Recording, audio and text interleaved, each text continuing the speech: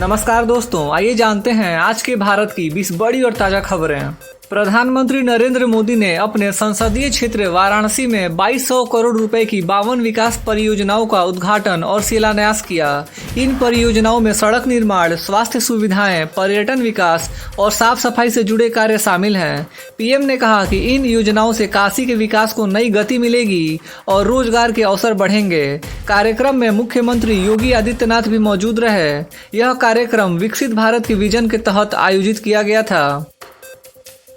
प्रधानमंत्री नरेंद्र मोदी ने वाराणसी में पीएम किसान योजना की 20वीं किस्त जारी की, जिससे लगभग 9.25 करोड़ किसानों को सीधा फायदा मिला। इस योजना के तहत किसानों के खाते में सीधे 2000 रुपए ट्रांसफर किए गए।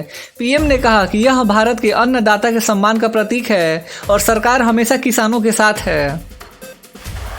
प्रधानमंत्री मोदी ने ऑपरेशन सिंदूर को भारत की शक्ति का प्रतीक बताया और कहा कि भारत अब आतंकवाद के खिलाफ चुप नहीं बैठता। उन्होंने कहा कि पाकिस्तान जैसे देशों को अब डर लगना चाहिए, क्योंकि भारत ने अब अपना रुद्र रूप दिखाना शुरू कर दिया है।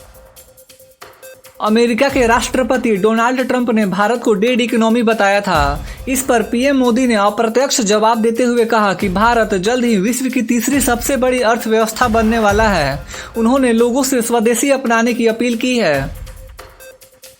पीएम मोदी ने ऐलान किया कि लखनऊ में ब्रह्मोस मिसाइल निर्माण इकाई स्थापित की जाएगी। यह भारत की रक्षा क्षमताओं को और मजबूत करेगा और उत्तर प्रदेश में रोजगार के अवसर भी पैदा होंगे।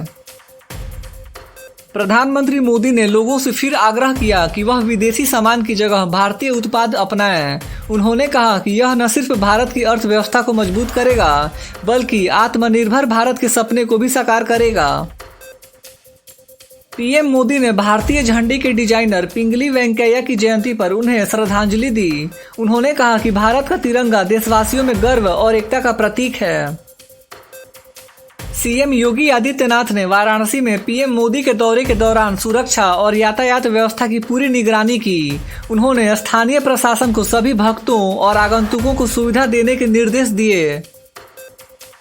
योगी सरकार ने सावन माह में वाराणसी में बाबा विश्वनाथ मंदिर आने वाले श्रद्धालुओं के लिए भीड़ नियंत्रण और आपात व्यवस्था को प्रभावी रूप से लागू किया। बिहार में निर्वाचन आयोग ने ड्राफ्ट वोटर लिस्ट तैयार कर दी है, जिसमें प्रवासी और अपात्र नाम हटाए गए हैं। यह लिस्ट सभी पार्टियों को भेज दी गई है। कुछ अफवाहों में कहा गया था कि तेजस्वी यादव का नाम हटाया गया है, लेकिन निर्वाचन आयोग ने स्पष्ट किया कि उनका नाम ड्राफ्ट लिस्ट में शामिल है। कांग्रेस अध्यक्ष मल्लिकार्जुन खड़गे ने चुनाव आयोग को मोदी सरकार की कठपुतली बताया और कहा कि अल्पसंख्यकों को जानबूझकर वोटर लिस्ट से हटाया जा रहा है। दिल्ली में भारी बारिश के कारण कई इलाकों में जल भराव और ट्रैफिक जाम की स्थिति पैदा हो गई है। एमसीडी ने पानी निकासी के लिए 24/7 कंट्रोल रूम सक्रिय किया। भारत के पूर्व न्यायाधीश डीवाई चंद्रचूड़ ने सरकारी आवास खाली कर दिया है। उन्होंने कहा कि अब नए मुख्य न्यायाधीश को सुविधा मिलेगी। डोनाल्ड ट्रंप ने भारत की अर्थव्यवस्था को डेड इकोनॉमी बताया और 25% टैरिफ लागू करने की धमकी दी, जिससे दोनों देशों को व्यापार संबंधों में तनाव आ गया है। ट्रंप ने भारत को ऑब्नोक्सियस ट्रेड बैरियर्स लगाने का दोषी ठहराया और कहा कि भारत को अमेरिका के नियम मानने होंगे, वरना नुकसान होगा। एनआईए कोर्ट ने हत्या और यौन शोषण के मामले में पूर्व सांसद प्रज्वल रेवन्ना को दोषी मानते हुए उम्र कैद की सजा सुनाई। इलेक्शन कमीशन ने चुनावी प्रक्रिया में लगे बूस्ट लेवल अधिकारियों को दोगुना भुगतान देने का आदेश जारी किया।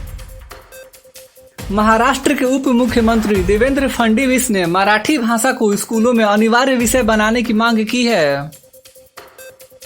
भारतीय मौसम विभाग ने कई राज्यों में भारी बारिश का अलर्ट जारी किया है। दिल्ली, यूपी, बिहार और मध्य भारत में अगले 48 घंटे में बारिश होने की संभावना है।